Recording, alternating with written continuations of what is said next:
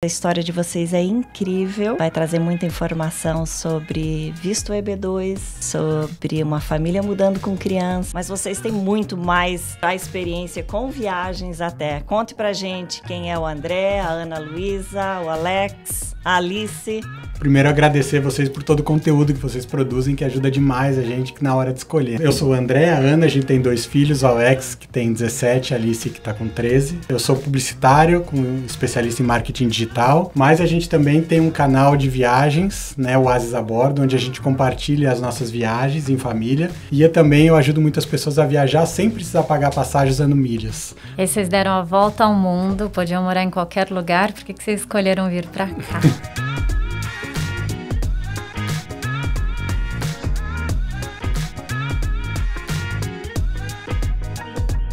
Quando a gente estava dando a volta ao mundo, a gente sempre olhava, a gente estava fazendo troca de casa, então a gente vivia como um local mesmo. Essa troca de casa é troca temporária, né? Não é? A pessoa fica um tempo na nossa casa, a gente fica na casa da pessoa, ou troca por pontos, tem um sistema da plataforma. E a gente vivia como local em vários lugares. Então a gente foi para a Austrália, foi para Tailândia, para o México. Então a gente, observando os países, a gente falou, não, poxa, a Tailândia é um lugar muito bacana, praias maravilhosas, custo de vida muito baixo.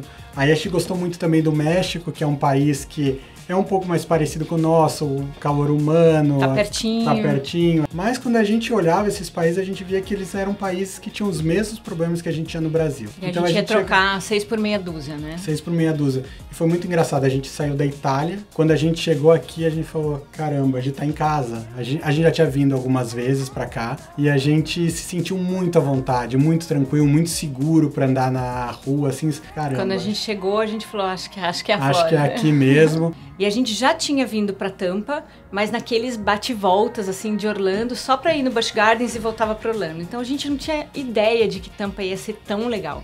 Mas eu lembro do Alex falando, meu Deus, que cidade incrível, aqui que eu quero morar, mãe. Eu quero fazer high school e é aqui que eu quero vir. E a Alice concordou também, falou, gostou, nossa, adorei. A gente curtiu pra caramba. Eles toparam, os dois meio que escolheram juntos e a gente falou... Pode ser.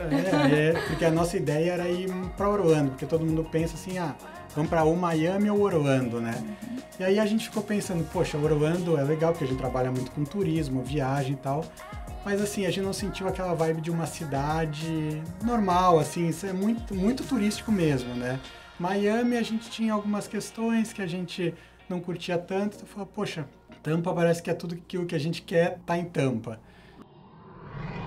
Voltando, a gente falou um pouquinho, né, do início, agora indo para a parte da imigração, da escolha do visto, como foi a escolha do EB2 e como foi esse processo da obtenção do visto? Na verdade, assim, a gente decidiu que queria vir e começou a pesquisar, né, quais eram as possibilidades. Aí a gente viu essa possibilidade do EB2NW. E a característica desse visto especificamente é que você não precisa de um empregador para sponsor você. Então, ele é bom, eu acho, por isso. Porque ele te dá a liberdade de você não estar dependente de um emprego para poder vir para cá, né? Então, e foi marketing digital? Foi exatamente. Então, eu já tinha uma agência no Brasil de publicidade durante mais de 20 anos. Desde que eu me formei, eu tinha uma agência de publicidade. Daí, depois da volta ao mundo, eu saí, a gente montou a nossa agência de marketing digital de conteúdo, né? Que aí a gente trabalhou durante mais 5 anos nisso. E aí ele falou, não, isso aqui é uma possibilidade boa com marketing digital vamos fazer o business plan em cima disso, né? Então, a gente fez o nosso business plan em cima do marketing digital. E o Oasis a Bordo era um exemplo de um case de sucesso com marketing digital. Isso é muito legal ouvir de vocês, porque eu acho que existe também essa ideia de que para esse visto, especialmente o EB2, esse tipo de visto, muita gente tem a ideia de que você tem que ter um currículo acadêmico super recheado, muito focado em especialista e grandes... Como eu posso dizer, às vezes, de repente, você ser um engenheiro ou ser um técnico de alguma coisa. E eu, por exemplo, tenho uma irmã que é formada em moda. E ela veio com o EB2NW. Conheço pessoas que vieram também com a formação em turismo. Eu acredito que assim, só tá certo quando você tá com o green card na mão. Até você não estar com o green card na mão, tanta coisa pode acontecer. Imagina você também se mudar com crianças, todo mundo se adaptar, vocês começarem a viver, apesar de que uma vida um pouco contida, justamente por causa desses limites do que você pode fazer nesse tipo de status. Mas e se não dá certo? Você tem que trocar... E aí, volta todo mundo para o Brasil agora e começa um outro processo do zero, mas eu acho que também tem que se pensar, é muito importante essa questão da imigração ser feita com planejamento e com um profissional certo. Como tem sido essa mudança de imigrantes recém-chegados, sem história de crédito, né, que aqui é importante, para encontrar a casa, a moradia, como é que foi esse processo para vocês? Foi assim, quando a gente começa a ver, a gente pesquisa no Brasil, começa a assistir os vídeos e tal, você fala assim, nossa, como é que a gente vai alugar, né, a casa? A gente ficou meio... Essa é a nossa preocupação. Nossa maior preocupação era a casa.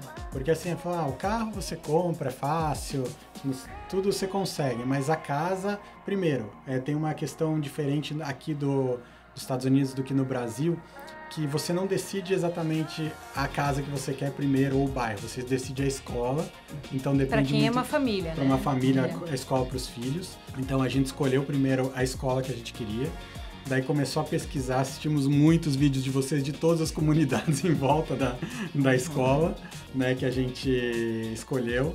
Daí a gente falou, olha, tá legal essa comunidade, é o condomínio, né, a gente gostou dessa aqui, então vamos tentar ver casas nesse condomínio aqui. E assim, olha, para nossa surpresa, a Marga acompanhou a gente no processo. Em uma semana a gente tava com a casa... Com a chave na mão. Com a chave na mão. Né? Então foi assim, por exemplo, o carro demorou muito mais pra gente para conseguir fazer. A gente conversou antes aqui do podcast, vocês falarem um pouco sobre o aspecto da chegada na escola, as diferenças que vocês até estão mais se adaptando do que as crianças nesse momento, que elas quando começarem na escola é que você vai sentir. A matrícula foi algo bem diferente pra gente, porque a gente estava vindo de uma escola particular no Brasil, e na escola particular você é um cliente da escola, então eles estendem o tapete e querem muito que você vá lá. E aqui não, a gente está colocando as crianças numa escola pública, talvez a particular seja diferente, a gente não tem esse conhecimento, mas na escola pública você faz a matrícula através do site do condado, né? Condado. Então você entra no site, coloca todos os dados e tudo mais e fica esperando que a escola entre em contato com você. O que foi, assim, difícil pra gente como pais, eu acho, tem um pouco de falta de informação. Você começa a assistir um vídeo aqui, um vídeo ali, aí cada um fala de algum... Tipo, a pessoa tá na North Carolina, é diferente da Flórida. Até de Orlando pra cá também é diferente, né? Então, às vezes a gente fica meio barata tonta. Às vezes até de um condado para o outro tem algumas diferenças aqui. Ah, sim, porque quem cuida da escola pública é o condado, de fato, pode ser super diferente. Aqui é tudo muito padronizado, mas a questão das escolas é algo que a gente costuma dizer que vai muito da experiência da família e depende muito da criança também. É óbvio que a escola tem uma nota e tem todas aquelas categorias padronizadas, mas a experiência de cada um é única. Que foi dica de vocês, quando a gente começou a ver escolas, vocês falaram, não fiquem só na nota. Depende muito das habilidades e o que eles querem fazer, qual é a área que eles querem estudar. Então, se é uma criança, que é o nosso caso, né, do Alex, que é o mais velho, ele gosta muito de futebol. Então, se ele está interessado nisso, vocês têm que procurar uma escola que seja boa no soccer, que tenha um soccer team bom e que ele vá ficar feliz. Seja boa nos esportes. Inclusive, encontramos o coach, né? O futuro coach. Já no dia a gente chegando na escola. No dia que a gente estava na escola, já conversou com ele, já perguntou que posição que ele joga, já ficou feliz que era brasileiro.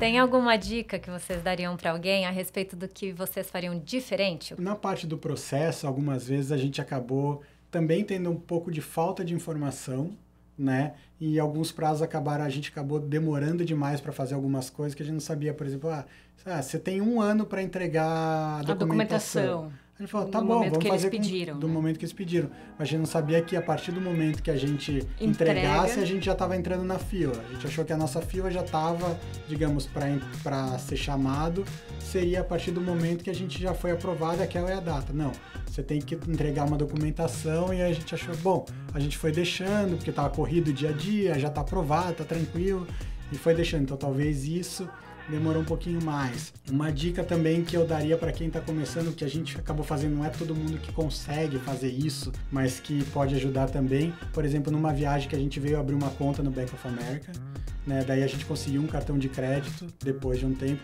Então isso ajuda também um pouquinho a você começar. A gente não tinha crédito quando a gente chegou. Não era nada, porque a gente não tinha o social, né?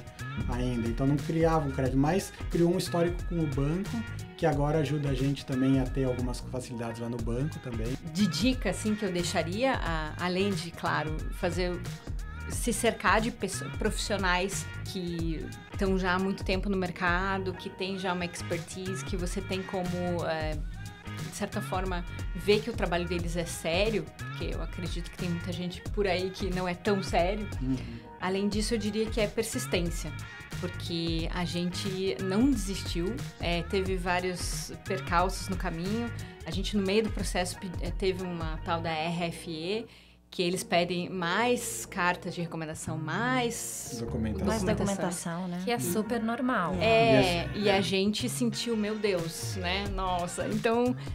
E aí eu digo persistência em tudo, assim, também, porque é bastante custoso e é bastante tempo. Então eu até brinco que eu fiz a musiquinha da imigração, né?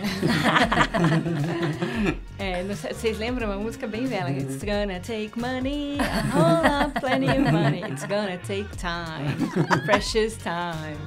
Adorei. To do it right now. Essa é a música, é o meme da imigração lá em casa, né? Como eu falei, né? Foi a nossa surpresa maior, assim, que era uma coisa que a gente esperava que ia demorar muito mais e foi muito tranquilo. Muito Agora rápido. O André quer comprar o grill dele, daí vocês vêm comer um churrasco lá. Com certeza. Com certeza vamos. Super convidados. Eu sei que dá pra gente ficar conversando por muito tempo, porque vocês têm uma história de vida sensacional, mas já fico com o vídeo pro próximo. Pra daqui, uns 6 meses, pra trazer as crianças. Trazer as crianças. Vamos sim. Saber das crianças como é que tá que sendo essa foi? adaptação na escola. Eu acho que vai ser bem legal falar sobre isso. Quando vocês quiserem, Sem estamos à dúvida. disposição. Obrigada, gente. Obrigada. Imagina, a gente que agradece. Muito obrigado.